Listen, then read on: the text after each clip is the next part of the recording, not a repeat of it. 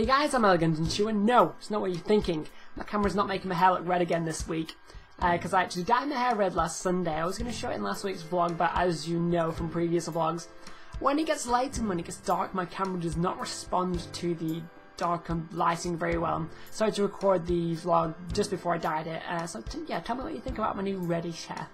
So before I start this week's spotlight on the Unova region, I wanted to mention something that kind of relates to the Unova region. But it was a dream that I had last night, and I don't usually talk about my dreams. I don't usually have dreams about Pokemon, and I don't usually even remember my dreams, but I did this time, and I want to talk about it because it was the, in my dream, the third installment of the 5th generation was released, which were both continuations of the, there were 2 games released, like there usually is, for example, Diamond and Pearl Black and White. It was kind of like that. But both were continuations of Pokemon Black and White 2, so the 3rd installment of the Unova region. I know it's a bit excessive, but what they were, one was Pokemon Emeralds, I know, and it had Rayquaza on the front, and the other one I can't remember the name of, but it had a fusion of Black Kyurem and White Kyurem on the front, which is kind of weird because it was the fusion of the fusion Pokemon. It was, I don't know, super god Pokemon, I don't know, but yeah, the fusion of Black Kyurem and White Kyurem on the front. And what they did include, as you would guess, was both the Unova region and the Hoenn region, because one was Pokemon Emerald. So it was kind of a remake, but also a continuation of the Unova sort of series. I don't think this is going to happen, but if it does, I'm officially saying I'm psychic, because that would be amazing if it does happen. It'd be pretty cool games as well, but I don't think it is going to happen, unfortunately. They're probably just going to make remakes, or going to move on to the next generation next, but, you know, I can always hope and imagine. Anyway, onto this week's spotlight. As usual, I'm going to be trying to mention more cool, fun things about the region that you wouldn't really know other than if you watched this video or you really researched it. So I'm not going to be going over all the basics of the gameplay and stuff, because you've probably all heard that and you're probably all bored of it. I'm going to go for the fun stuff, although I'm going to start off talking about a few things you probably already know. But anyway, the Unova region is set away from the other regions, and it's a whole new start for Pokemon. And 150 new Pokemon were introduced in Pokemon Black and White, the original Pokemon Black and White. For the whole start of the game, you could only get Pokemon from these 150 Pokemon. And so that was a kind of a bad thing for all the older fans, because a lot of the fans wanted all the older Pokemon available, but they couldn't get them until the post-game, which is very annoying because you have to play through a whole game with Pokemon out of this 150 new ones that you don't know how to use, you don't like, or whatever. But they did correct this in Pokemon Black and White too, and a lot of the fans got what they wanted, because they reintroduced all the older Pokemon into the region, and mixed them with the newer Pokemon as well, so that was a good thing on Pokemon's behalf, good thinking there, Pokemon. So the Unova region is the only region not based off a Japanese area, because all the other regions are based off areas in Japan, but the Unova region is actually based off America, but specifically based off New York. And to be honest, I don't know what they're trying to say about Trubbish and Garbodor, because all the Pokemon and everything in it is based off America. And they made a rubbish Pokemon, literally a Pokemon made of rubbish, after America. I think Japan trying to burn America there, but anyway, I'm not going to go into that. But a cool thing about the making the region about America was that if you sort of compare the real American map to the Unova map, I don't know how you would do that because they're not the same, but someone on the internet did it somehow. You compared them, and the desert resort area is in the sort of the exact place where Ground Zero is in America. So that would mean that the desert resort might be based off the Ground Zero, but what backs this up is the fact that they're so similar, and the desert resort having 2 sort of destroyed towers, one being the entrance to the ruins and the other one being the exit where you can get Earthquake from as well, and they have 2 similar towers like that in the Ground Zero. So I don't know, I thought that was a cool thing that the game designers thought up. But another cool thing, a really cool thing this time, is that if you get the United States of America, I'll try and do some cool word thing on the screen right now, and you get the UN out of United, the OF of, and the A of America, you get Unova, which is Unova with an F, kind of like Unova, I don't know, I found that really cool, but I don't think they actually named it after this, because I I think they might have included some letters from states because they missed out that word completely. It'd be like Unaf or Fad, I don't know, that probably doesn't sound right, but they could probably do something. The name actually originated from 2 Latin words, I can't remember what they were, but what these words meant was sort of one variety, and it means that in several different languages. The Unova region in several different languages means one variety. Which Junichi Masuda actually explained, because the Issue region, which is the Unova region in Japanese, is actually directly means one variety. And what Junichi Masuda, the game director, actually said that it means, it expresses the sort of the differences in the Unova region and all the different Pokemon, the different people, different ideas, the ideals and truths kind of following the storyline there. But from a distance, everything is the same, everything is life, and when it comes down to it, everything is living and it has the same purpose. So that kind of really fits with the storyline, I think, because so the name of the region fits with the storyline and the whole concept of the region, which is a kind of a first for Pokemon. Because I know in the past, the names of the regions sort of have related to the storyline and the ideas behind the game, but they haven't completely sort of summarised the whole of the ideas and the storyline into one word, which I think was a really clever thing for Pokemon to do, despite probably most people not knowing of the meaning of the region.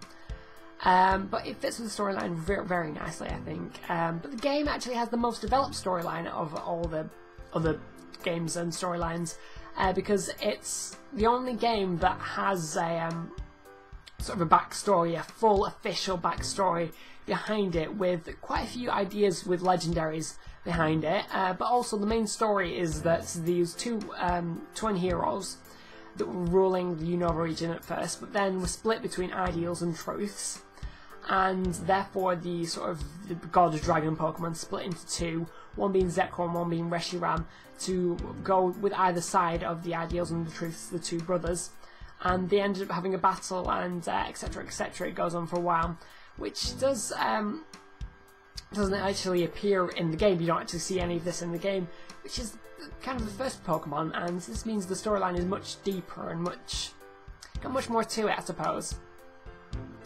So this does repeat with sort of N and U, but it's also the first game where one of the bad guys is actually aiming to do good, because in the older games you had just basically a straightforward bad team having to try and take over the world, and you know, by force and stuff.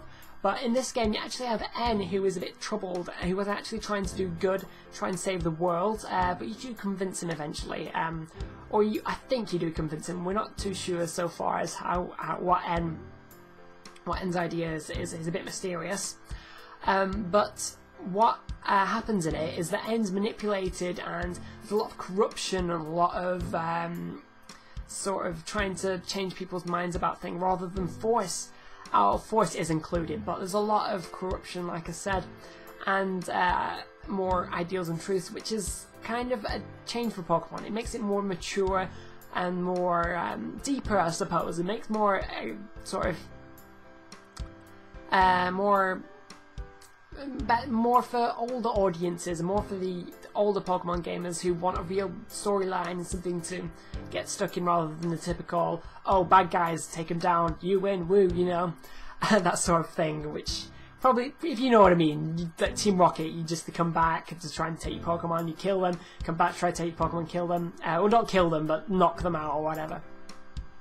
It does sound kind of harsh, but you know what I mean.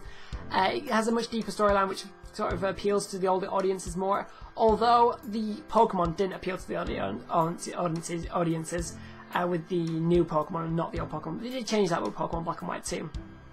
So I think that was a really cool thing they did. But one thing that this does contrast with is the anime, because the anime actually started off really childish and really child-friendly, and it didn't have any sort of the hidden jokes that the older people would get, not any like dirty jokes or anything like that, inappropriate jokes. It was more sort of jokes that older people would find humorous, whereas the Unova region didn't really have that. It was very much a childish thing. But what they are doing is slowly changing that, and I don't want to make any spoilers here, but Dawn is reintroduced into the anime, which I'm not going to go into any more depth with, because I don't want to create spoilers, as I said. It's not really a spoiler though, since everybody knows about it, and you know, I'm not going to go into any more depth with than that. But Dawn is reintroduced, and when Dawn is reintroduced, some of the humour from the third generation, because in my opinion the Advanced series had its own sort of hidden humour, kind of punny humour, and I think that was sort of starting to be reintroduced when Dawn is entered, which is one of the most recent episodes in the English series, so I think that they might start to bring in some of the older ideas from the third generation. I also like to think that means there's a remake coming on the way, but I'm not too sure. But if you do bring back the older Hoenn ideas, I would love that so much, because I love the Hoenn region, it's my favourite region. But what also I've noticed is that Ash is getting really strong really early on, and is getting everything done quite early on. I'm not going to go any more depth than that, because I don't want to create spoilers. But this is a change from the other regions. This could mean that Ash could win this time, and I really don't know what's going to happen with it. I don't know. It just is a big change of the development and the growth of Ash. You can go check out my vlog on basically Spotlight on Ash and Red, but this could be something to do with that, with Ash finally growing up. But we don't know. We don't know if he's going to win, or we don't know if he's going to grow up. But I don't know. It's a cool thing though.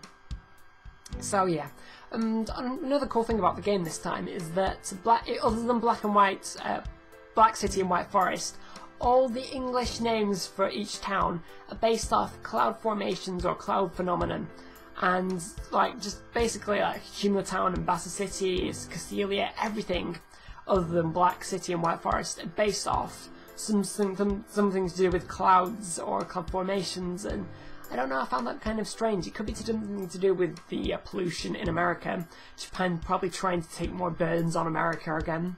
I don't know if I'm phrasing that right, but you know what I mean, trying to make fun of America. But yeah, that's an interesting thing I thought I'd mention. But another, Junichi Masuda actually made another announcement quite a while ago, just before the release of Pokemon Black and White. So this was in 2010, 2009, something like that. I think 2009 actually. But he announced that the C gear, which was introduced in Pokemon Black and White. If you don't know what that is, it's basically something on the bottom screen where you can send your Pokemon to your computer account and etc. You can battle with friends, do cool things. Go check it out if you want to know more about it. But the C gear had been in production for 4 years before that time, so the C gear had been in production since 2005, 2006, which means the C gear was in production since before Diamond and Pearl was released, when that was in production. So the C gear was in production as soon as the DS was made. Therefore that leads me to think that Pokemon Black and White might have been in production and being made way before that, like maybe even the start of Pokemon, which is a really weird thought, because you would think that they thought of the ideas between every generation, but they hadn't done, which is a really big revelation, because it's the first time I've ever seen this officially announced. But what this also does back up the theory of was that, because a lot of people had the theory that all the Pokemon regions had been made or designed or planned from the start, because of the fact in the first generation when you go into Mount Moon, there's a girl who says she doesn't like the Pokemon or something like that, but she would like a pink Pokemon with flowers on it, which is exactly what Moon is. Moon was introduced in the 5th generation, so Pokemon could have been planning everything since the 1st generation, which I don't know is a really cool idea. But tell me what you think about that, because I really don't know. A lot of people have conspiracy theories like this, but a lot of people sort of reject them, but this is actually real proof that this could be true. But anyway, this is really it for the information I wanted to talk about. Let's move on to the question of the week. So this week's question of the week is another Sporkle quiz, and as I've been doing with each region and each generation. So this was on Pokemon Black and White, just a general quiz. I got 33 out of 40, and what happened though was that I typed in the exact answer, and for some reason it didn't recognise it, and at the end it gave me the answers, and I had actually typed in the exact answer exactly correct. So I added those points on to my score, because to be quite honest, if I type in the exact answer spelt correctly, because really I couldn't have spelt that wrong, because it was a number literally, and all the answer was a number, and yeah, I put the exact right number. I don't know why it didn't pick it up, but I added that on. So if you have any issues with that, just feel free to add on whatever you think you got right, and be wary of that as well, is what I'm trying to say. So tell me what you got that down in the comments. But this was a bit of a different sort of quiz than usual. It actually spelled out a sentence down the side for every question you got right, and spelled the whole thing out at the end. And this took me a while to actually work out what it said, but at the end I finally worked it out, and I don't know if you guys are going to be able to get it straight away, or I was just having a dirt moment, but I had to write it all out to try and work it out. But if you're struggling with it, the way I worked it out, I found that 2 words very obvious. Probably the first word you'll notice is repeated, so 1 word is repeated, and again towards the end, and you'll definitely notice this 1 word being repeated. And I thought, wait a minute, why would this word be repeated? Where have I seen this before? I heard this before. So I'm probably giving too much away there, but feel free to go work that out. And I want to say thank you for watching, and do check out the quiz, and thank you for watching, and I'll see you next week.